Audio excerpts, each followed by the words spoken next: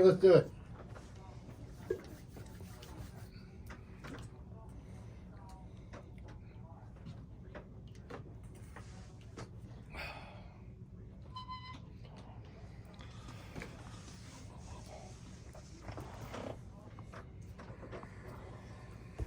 Welcome back to Arizona Real Estate Matters, brought to you by Empire Title Agency. Our next guest is Brian Ford. He is a realtor over at Homes Smart Elite. Brian, usually you don't even need any introduction.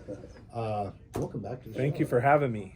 I always love this. Is one of my favorite things. So normally we talk about your illustrious past as far as web. We're not even talking about your website design that you did and all the innovations that you're a part of and everything. Because, you know, and we'll have you back and we'll retouch that, but you've been on the show before and we've talked about that a lot. But what I want to talk about today is I want to pick your brain is about, you know, how does a realtor help a buyer and seller navigate this market we're in right now? I mean, you know, we're talking about a market that, well, for example, in March of 2020, we have the pandemic hit and all bets were off. Everything changed. You know, rates plummeted to, you know, the threes and then down into the twos, and all of a sudden the market took off, and for 2.5 years it was just a wild ride. It was crazy, yeah. And then all of a sudden this year, you know, the Fed, you know, and I support what they've done. I think they waited too long. They should have done it sooner, but you know, that's another story for the other day, and it is what it is. So the Fed does what they do to slow things down, which they needed to. We couldn't sustain what we did for 2.5 years. We'd all be going with, you know, homes in Maryville, we'd be worth $1 million. Yeah. So it kind of went up fast, and now all of a sudden it's gone down pretty darn quick. Right. And buyers and sellers are going, okay, what do I do now?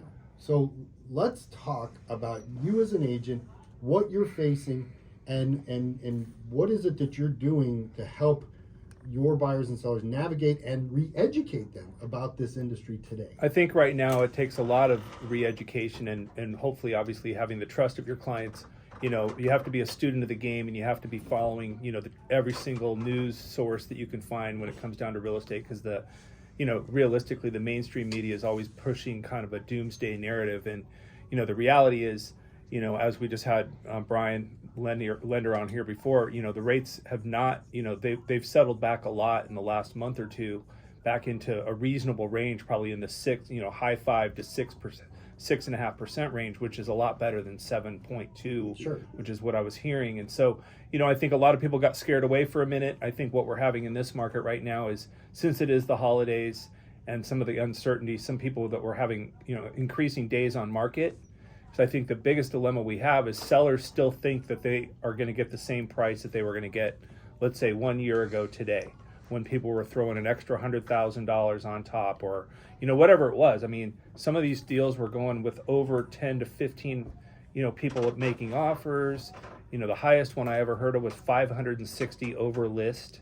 I can think of one in particular in my neighborhood of True North where I sold a house, and this was right when things were taking off in, let's say, April of 2020.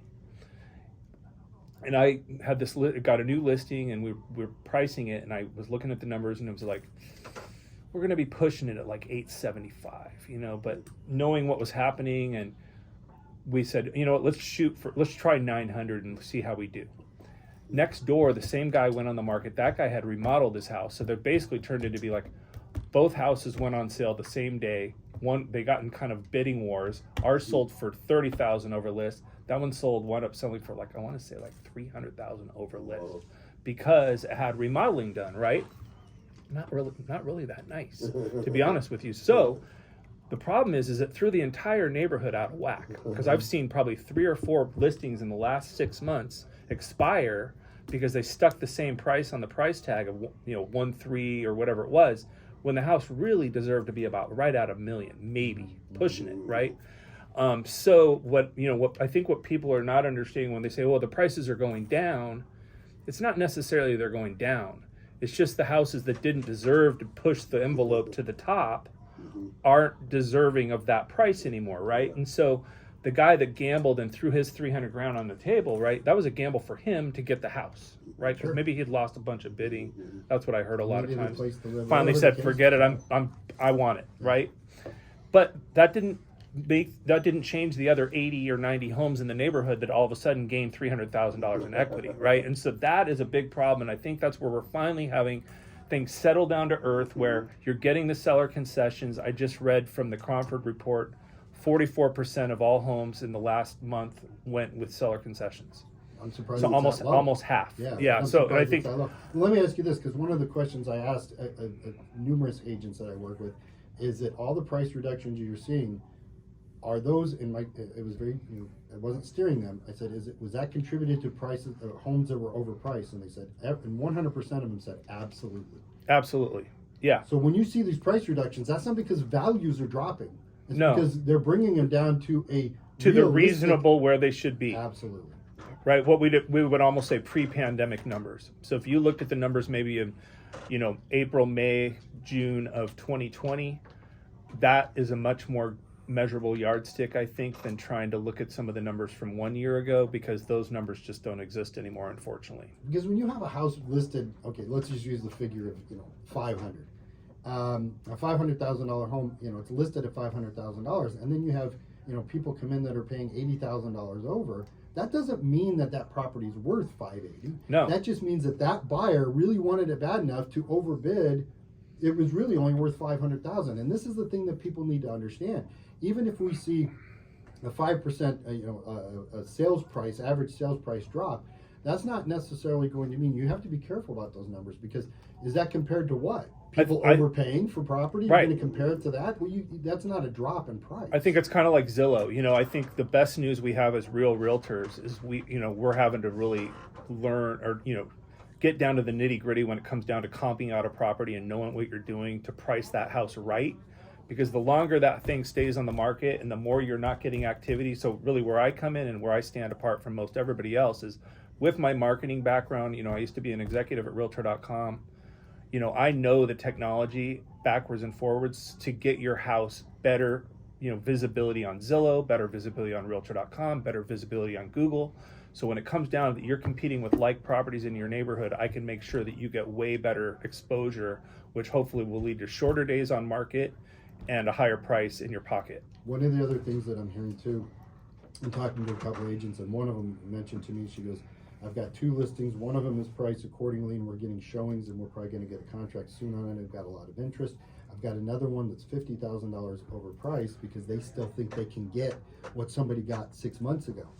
And I talked to her about a month later, and we ended up getting the contract on the one. I talked to her about a month later. They actually dropped the sales price down to a realistic number, and the day they did that, 3 showings. Yep. And that's the thing that people don't understand. So when you're talking to a seller, and if they come out and say, and I don't know how you work when you sit down with a seller or anything, but if they start to breach the subject of, well, my neighbor got or so-and-so got, how do you? It's a little bit of a sticky subject, and here's why.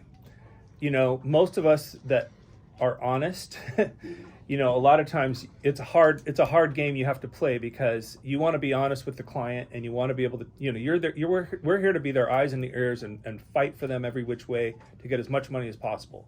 The problem is other agents will come in and say, well, I can get 1.5, give them what they want to hear, just to get, but not just to get the listing, and all of a sudden then they're locked in, right? And I've seen this happen all the time, right? And then the next thing you know, it winds up, what my rule would be like this. If I want to work with my seller and say, look, if you guys want to try, let's just say if it's $1 million house, 1 million on the nose. If you guys think we can get one, I'm going to do whatever it takes to market this thing. We'll price it at that. But if we don't have any offers in 2 weeks, we're going to drop it into what the real, where it should be. And let's, really, you're going to gain more interest. And think about when people are, even if they're using Zillow or whatever they're using to search, they're going to have their price bracket set up. And maybe it's only to $1 million, right? And if your house is a 1050, but doesn't deserve to be there, right? So once you drop it down into that 998 range or 975 or whatever, you might even get that overbid if there's 3 or 4 people that want that house, but you're on the nose on the price. So, that's really what it boils down to. So all I can say is, I'm here to be honest with my clients, and I'm here to help you and hold your hand through the process and make sure that it's as pain-free as possible. It's kind of like that's really it. Yeah, absolutely. And that's a smart way of marketing a property. It's kind of like the gas stations, you know. Yet last night I noticed gas at the Circle K was $3.99, but then there's that 99 right after it. Well, honestly, it's $4. Right. But $3.99 sounds a lot better than $4. You Right. know, it's the Yeah. same thing, but Yep. it sounds a lot better. All right, let's talk about the buy side of it. Now, there was an article. It was on the AZ Family app that I noticed that popped up on my phone. You know, I've got a couple news apps that just, you know, send me stuff, and this popped up. It's now a buyer's market, which is true. It is now a buyer's market for the first time in 11 years, officially because of the data.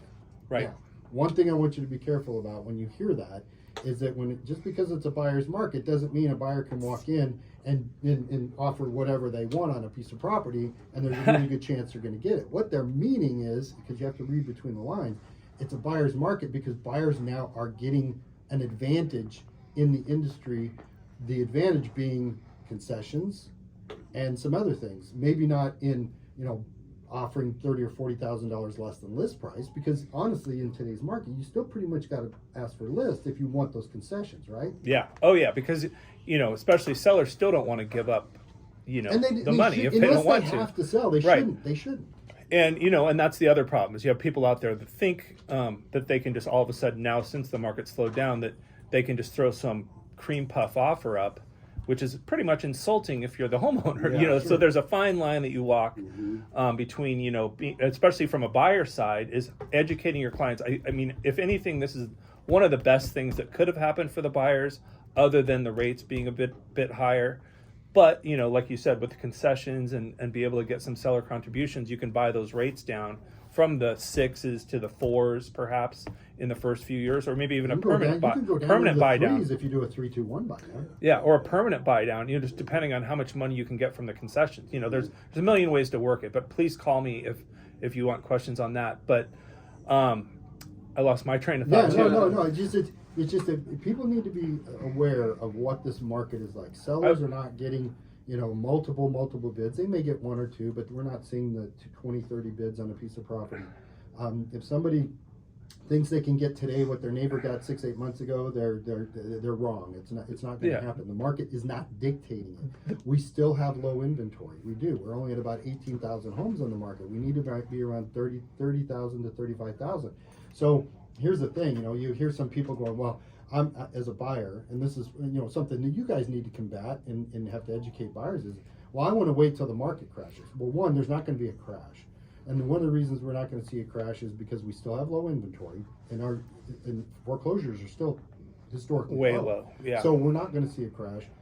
Or I'm going to wait for interest rates to come down even further. Well, I think we're going to see a dip in interest rates, but you're not going to see the 2.5%, 3.5% range. You may see maybe potentially drop to the low 5s, maybe high 4s, maybe. I mean, you know, they are going to get a little bit better, but people need to realize that there's never a better time to buy real estate than now. Yeah, I think the best news right now is since how it was with all these overbiddings, and literally if one house came on the market, there were 10 people to go look at it. Next thing you know, you had to offer in by 10 p.m. that night, and and that's where you got all these. You know, people were waiving inspections. You know, bottom line is today you have many more choices. So you know you're not going to be as rushed. You know, obviously, but you still have to be. Make some. The biggest problem is people not making a commitment, and I think the faster you can get down to the nitty gritty and what you want. You know, and I try to work with my clients to help them learn the neighborhoods. You know, obviously the schools are important. All those different things are what their lifestyle is all about. It's really trying to fit their lifestyle with their house. Absolutely. It's getting back to normal. Yeah. So how many people over the last year or two or whatever do you think now are regretting the decisions they make, like overpriced? Oh, I guarantee there's a lot of those. You know, Even I if mean, the rates especially are low. that one I was just talking about. I bet you that dude. I mean, it's a nice house, but it's not that nice. So even though you have super low rates, doesn't mean overbidding it justifies it. That's Right. the thing. Yeah. Because if a property's priced accordingly, if the rates are up a little bit, then you have a good long lifetime investment. That's just good news for the buyers today because they can get a price for a realistic. You can get a house for a realistic price, and you know. And hopefully gain equity going forward from a lower price rather than overbidding. Absolutely. Brian, thank you so much. Tell us how to get a hold of you. My website is always available at brianford.com, and then my cell phone, 480-822-8595, or brianford.com. That's Brian Ford, realtor at HomeSmart Elite. I can't say HomeSmart. HomeSmart Elite, Brian Ford, realtor. Thank you so Our other much. guest today is Brian Bailey, loan officer at C2 Financial. Keep listening to the show. Brian Bailey's going to be back to talk about reverse mortgage more in depth in early January. Guys, thank you so much for being on the show. Thank you. And we will talk to you guys next week.